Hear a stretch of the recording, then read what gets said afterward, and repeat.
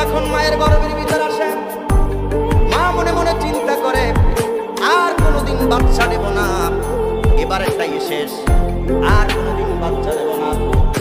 বাচ্চা যখন মা দুনিয়াতে আনলেন, বাচ্চা যখন প্রসব করলেন, সন্তানটা বাচ্চাটা যখন বড় হয়ে গেল, আল্লাহ পাক মায়ের অন্তঃকরণের ভিতরে এত ভালোবাসা তৈরি করে দেয়, এত সুন্দর করে আল্লাহ তাআলা মায়ের অন্তঃকরণের ভিতরে এই ফিলিংস তৈরি করে দেয়।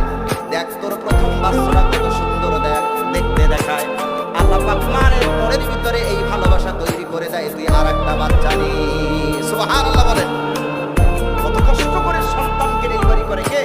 মা। সম্মানিত শরীফ, আল্লাহ নবী বলেন, আবু দাউদের বর্ণনা, তোমার মা যে তোমাকে ডেলিভারি করেছেন, কষ্ট করে মা যে প্রসব করেছেন, ডেলিভারির কত কষ্ট আল্লাহ